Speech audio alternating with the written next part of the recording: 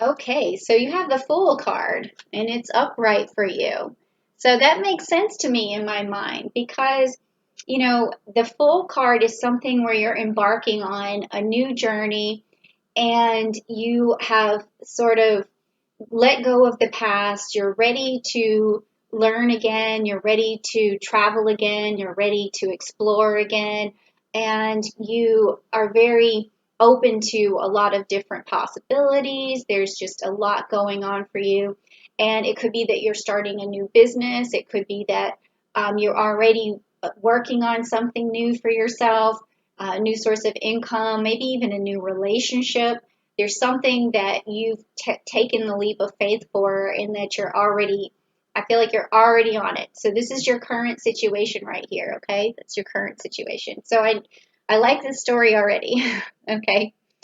So let's put that back. And this next card is like it's like a bridge. It's like what you cross over to get to the other side, to like what might be in your way or what might help you along the way. Like, what's your bridge going to look like? Is it going to be a nice bridge or an unsturdy, unshaky bridge? Like, what are we going to see here? Okay, and also while I'm looking at that, I'm just going to look down to see if I have, anything going into Taurus for the month of May. I don't really see a lot of planetary action, but there are going to be some influences for you for sure on your bridge from Scorpio because we have a new moon in Scorpio on May 7th. So I feel like you're going to definitely have a lot of clarity around some project or task that you need to have done. You're going to get determined. You're going to have a passion for something for sure. And then we also have the sun entering Gemini on May 20th, and then a moon in Gemini on May 22nd. So then that even after you've gotten this ability to move forward and to buckle down on your goals, you're also going to be able to really communicate those goals as well. And things are going to start moving for you, moving and shaking. So let's just see what this bridge says about that Ace of Cups right there. So as you can see in this position, so what this is telling me is that, this is your first gift from this new journey that you're on. Is this Ace of Cups is something that you're going to keep in your back pocket, and it's going to help you along, and it's going to be something positive for you for sure. Okay, so this is like what you're carrying around with you as you embark on this new journey. And because it's the Ace of Cups, this is also meaning to me that you're going to have a lot of emotion in this new adventure that you're going on. It's going to either be exciting or full of love or full of respect and compassion and empathy and sympathy. And there's a lot going on with you right now, Taurus, that feels very warm and fuzzy. Okay. So I'm also going to just check over here because this isn't my typical deck, just to see what else I can say about this. Yeah, I mean, the traditional meaning of this deck is like having a new baby or a new relationship or some sort of proposal or marriage. I mean, this sounds really positive, okay? That's another bridge that you can cross, maybe now, maybe later, but it's definitely along this new journey that you're going on, okay? All right. So now this next card that we have is going to be talking about the root. And it's sort of like the foundation of the question or the underlining base of the issue in your unconsciousness that sort of leads your actions, whatever unconscious thing or the root of a problem or whatever is driving you basically is what this card is going to tell us. So we need to make sure that we know that this is a positive thing no matter whether the card comes, upside down or not. So let's just take a look, okay? All right, so the card is upside down. It is the Seven of Wands, okay?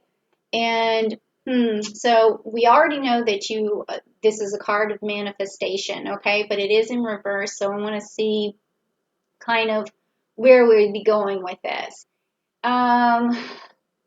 So this is kind of telling me that where you should be moving forward, sometimes you may quit an idea before it fully comes to fruition. Okay, so that's something I don't want you to do. I want you to make sure that you flush out all of your dreams and all of your ambitions at this point. You know, remind yourself that you have time. So even if you're wanting to embark on something new and you feel like it's not working out as fast as you wanted, or you feel like you have to just focus on one thing, this card is letting me know that you can try a lot of different things, but you need to basically finish all of them. Okay, you do have time. I feel like you, in this new journey, you have time. So even down to your smallest idea, you can just make sure you flush it out. If it's reading a book, finish it. Okay, if it's like reading a book that might help you understand something better to achieve your highest goals, make sure you finish it. If it's working out or getting back in shape, make sure you stay with it. Just, I feel like this card is telling me there's a root problem with actually finishing. And that's weird because I don't really see that from Taurus. Taurus is like the person who, if you want a job done, you would move to a Taurus because they're going to be headstrong and they're going to constantly push forward. They're going to see everything through. So maybe this is for you a fear that you won't get things done, or a fear that you're going to quit a project before it actually pays off for you. Or maybe you've done that one or two times and it's really stuck with you. So just remember that this is not your personality. Your personality is a person of dedication. So just move forward and make sure you finish things. I know that sounds like a lot of information, but when I get stuck on this channeling, it just keeps coming. And let me see what else. You have that Scorpio energy working for you in May, so I think that's going to be something that's going to help you finish projects. We also have Mercury in Gemini. We have the sun and the new moon in Gemini, so that communication is going to help you get things done for sure. We have Mars in Pisces, so on the 13th. So I feel like there's going to be a clear road ahead, not too many disagreements, not too many confrontations. I feel like you're going to be able to move forward really well in May, okay? So then let's also look at the next card that we have in line here, and this is going to be the recent past. And this past is something that you might be focusing on, and it could be affecting the present moment. So let's just see what that is. Okay, so you have the moon card. Okay, so the moon card. So this is telling me that in the past you've had some either a little bit of distrust for people, or you have too much sympathy for people, and that to your detriment. Okay, there's also secrets. Maybe there's something there. Then there's also things that need to be brought to light. So I would say that, this may not be a bad thing for having this card be your past. I mean, it's good to have sympathy. It's good to understand who you should and shouldn't trust.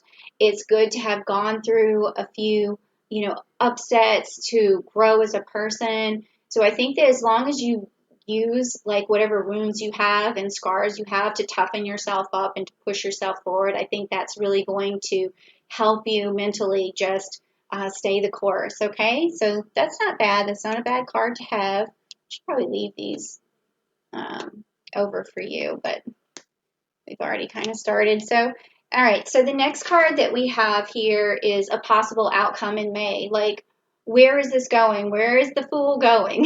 Not that I'm calling you a fool, but let's see where he's going. Let's see what he's heading for in May. All right, so let's turn this over. Oh, the Lovers. Yay, and it's upright. Okay, so we also did get this card here, this bridge that you're crossing over to find, maybe a new partner, someone who you might get married to, or you may marry the partner you're with, but you're definitely in May going to find some love. That's so great. I love it when I see that because, I'm ruled by Venus. I'm a Libra, sextilinium. So this is like eye candy to me, okay? So that's good. I hope you do find someone. And if you do, please tell me because I need to hear the gossip.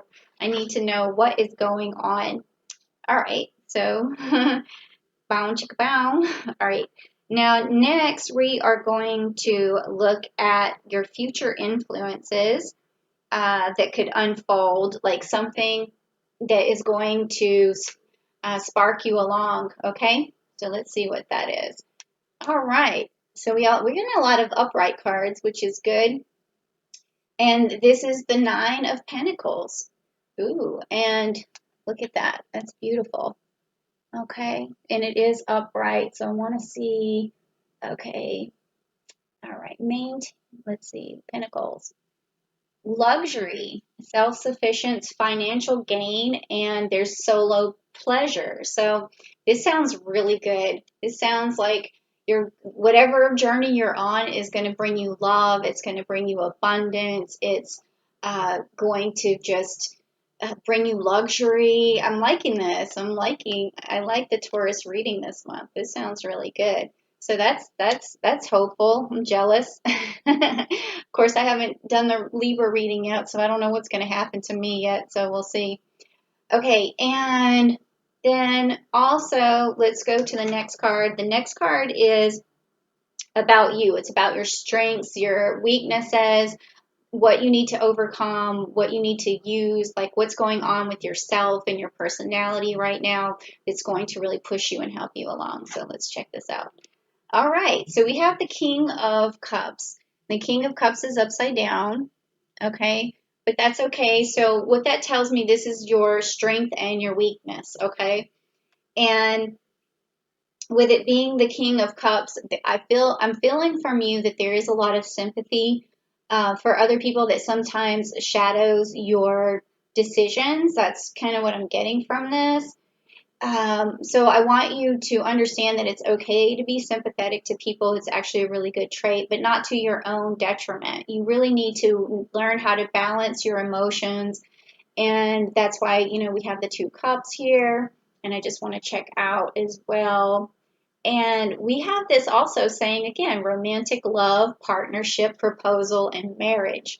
Wow, this is getting pretty real right now. So that's what this card also means. Whew. So, can you send me the wedding invitation? I want to see what this is about. I'm so like incredibly intrigued right now, and I'm feeling the love. I'm feeling a lot of love energy. I'm just, really feeling like I need to pick up this rock and give it this rose quartz and give it that energy because if I can channel it into this gem or this stone, I know that it's going to give my cards more power, and I'm kind of what do you call it? Siphoning your good energy into this love stone here. Okay? All right. Don't blame me. Okay. Now, let's see. The next card is going to be your environment, like how you feel about your environment, how you feel like other people feel about you. Are they helpful? Or are you feeling like your environment's not great? So let's see what it could be. Oh, me. All right. Well, it is the 9 of swords. And it's upside down, though. So, I mean, that's a good sign because usually there's a lot of grief involved when it's upright. It's almost like the end of something really horrible happening. Like it's the, absolute worst storm before it gets better. Like that's what this card is about. And so let's see, I mean, in the upside position, it could be like the worst is over and now it's time to move forward and you can let go of the past, you can let go of your wounds, or you can learn to build off your wounds and move forward because that's definitely what this is telling me right here. So, yeah. Okay, now, which is good because it seems like you're coming out of something. So we're not, too worried about that card. And next is going to be your hopes and fears, like what is it you're hopeful for, and what might hold you back because of fear. Okay, so let's take a look. All right, so the Knight of Swords. The Knight of Swords. It's interesting because the Knight of Pentacles came up for Aries in the last reading in the same position. So this to me tells me that you're really looking for someone and you're afraid that you won't find them, someone who is able to communicate with you finally, someone who's able to discern between right and wrong, someone who's capable of balancing life with you, someone who has your back. And I really feel like that's your fear, is that you won't find that right person. You won't find someone with the clarity that's needed to work alongside you. But I think that because this card is upright, this card is definitely with you. You will find that person. You will find maybe someone with a lot of air sign energy who's able to be fair and just and intelligent, and someone who's able to really communicate well with you and really, mesh with you. So this is telling me that you don't really have to fear that you're not going to find that person or it's going to be the wrong person, because it seems to me like you're about to find the right person. Okay, so lastly is the outcome card, okay? And it's like the resolution of everything that's coming for May. I definitely am seeing love in May. I don't know if that's further out or not, but the reading I'm getting here is saying that it's coming sooner. And now let's just see what, the outcome of this is for the month of May, like sort of like a summary of what's going on with this reading. Okay, so you have the Hierophant again. Upright. Oh my gosh, you are definitely getting married. I think this is what is happening. I mean, I would be shocked if you're not, or you're entering into some sort of bond with someone, whether, if you're not a believer in signing a piece of paper or getting married in a church or whatever you do, it's definitely going to be some sort of loving bond, something that maybe is traditional to some extent.